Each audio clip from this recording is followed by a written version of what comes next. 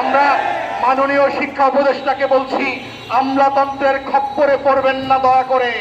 এই এই আমলাতন্ত্র কিন্তু হাসিনাকে ভারতে পাঠাইতে বাধ্য করছে। এই আমলাতন্ত্র কিন্তু গত 16 বছর এই বাংলাদেশ রাষ্ট্রকে দিল্লির কাছে বর্গা দিয়েছে।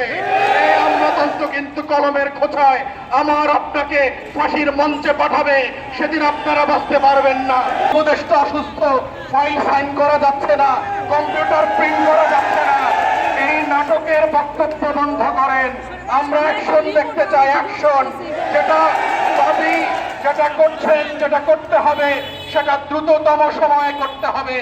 শিক্ষকদেরকে রাস্তায় দিনের পর দিন বসায় রেখে মিটিংয়ের নাটক করে বিভিন্ন রাজনৈতিক দলের দুর্নীতিবাজ শিক্ষক নেতাদেরকে নিয়ে বসে শিক্ষকদের মর্যাদা রক্ষার এই রাজনীতি করা বন্ধ করে।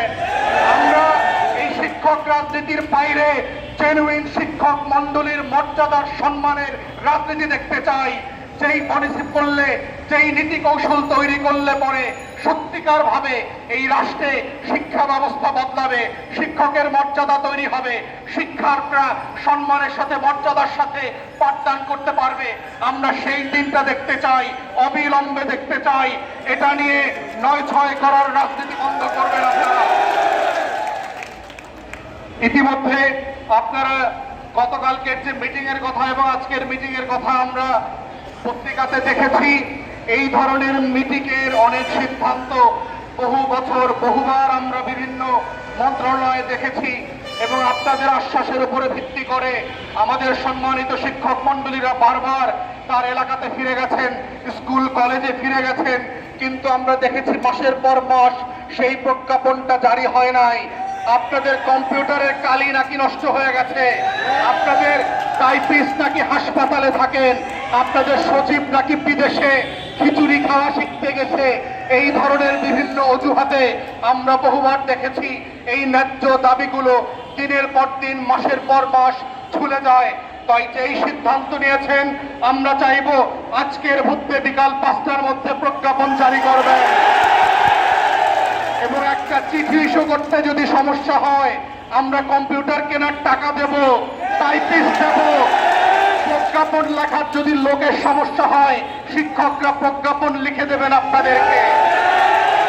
তারপরও আজকের দিনের ভিতরে প্রজ্ঞাপন জারি করে আমার সম্মানিত শিক্ষকদেরকে সম্মানের সাথে মর্যাদার সাথে যার যার স্কুল কলেজে ফেরত পাঠানোর ব্যবস্থা করবেন, কারিগরি প্রতিষ্ঠান মাদ্রাসায় পাঠানোর ব্যবস্থা করবেন। এইটা আমরা অবিলম্বে দেখতে চাই এবং এই দাবির সাথে আমরা সংহতি জানাচ্ছি।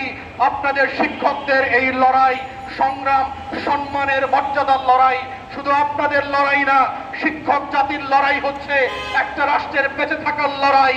শিক্ষকের লড়াই হচ্ছে আমার আপনার শিক্ষিত হওয়ার লড়াই, মানুষ হওয়ার লড়াই। সুন্দরবনের সাথে আর রাজধানীর বাসীর সাথে যারা পার্থক্য তৈরি করেন তারা হচ্ছে এই শিক্ষক মন্ডলী। আপনারা আজকে সচিবালয়ে বসতে পেরেছেন, কুকুর বিড়ালের মতো সুন্দরবনে ঘুরে বেড়ান না, কারণ এই শিক্ষকরাই আপনাদেরকে কথা শিখিয়েছে, এবিসিডি শিখিয়েছে। অতএব সেই সম্মান মর্যাদার জায়গা বিবেচনা করে অবিলম্বে আজকের মধ্যে প্রজ্ঞাপন দেবেন যেন শিক্ষক মন্ডলীরা আজকেই তাদের বাড়ি ঘরে ফিরে যেতে পারেন, পাঠদানে ফিরে যেতে পারেন। আসন্ন ফাইনাল পরীক্ষার আয়োজন করতে হবে, শেষের দিকের ক্লাসগুলো নিতে হবে।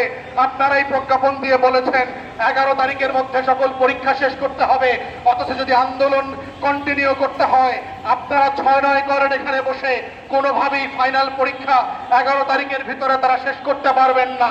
অতএব আপনাদের প্রজ্ঞাপন বাস্তবায়ন করবার জন্যই নতুন করে আরেকটা প্রজ্ঞাপন আজকে জারি করতে হবে। আমরা মাননীয় শিক্ষা উপদেষ্টাকে বলছি, আমলাতন্ত্রের খপ্পরে পড়বেন না দয়া করে। এই আমলাতন্ত্র কিন্তু হাসিনাকে ভারতে পাঠাইতে বাধ্য করছে। এই আমলাতন্ত্র কিন্তু গত 16 বছর এই বাংলাদেশ রাষ্ট্রকে দিল্লির কাছে বর্গা দিয়েছে। এই আমলাতন্ত্র কিন্তু কলমের খোঁচায় আমার আপনাকে ফাঁসির মঞ্চে পাঠাবে, সেদিন আপনারা বাঁচতে পারবেন না।